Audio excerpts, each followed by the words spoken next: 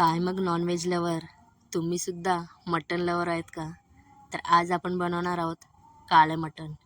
हे काळं मटण बनवण्यासाठी इथे मी गॅसवर कुकर ठेवलेला आहे. या कुकरमध्ये तेल आणि 1 चम्मच तूप घातलेलं आहे. त्याच्यानंतर बकऱ्याचं मटण घेतलेलं आहे. त्याच्यावर हळद आणि मीठ लावून हे मटण कुकरमध्ये घातलेलं आहे. मटण तेलावर छान असं परतवून घेतलेलं आहे आणि त्याच्यामध्ये गरम पाणी टाकून 2 ते 3 शिट्ट्या काढून घेतलेल्या आहेत. त्याच्यानंतर एका टोपामध्ये तेल घालून त्यात खडे मसाले घातलेले आहेत आणि त्याच्यामध्ये काळं वाटण घातलेलं आहे. आलं लसूण हिरवी मिरचीची पेस्ट, घरातले मसाले आणि त्याच्यानंतर आपलं जे उकडलेलं मटण होतं त्यातलं थोडं पाणी घातलेलं आहे आणि छान अशी ग्रेव्ही तयार करून घेतलेली आहे. आता या ग्रेव्हीमध्ये आपण मटण घालून घेणार आहोत. छान असं काळं मटण तयार झालेलं आहे.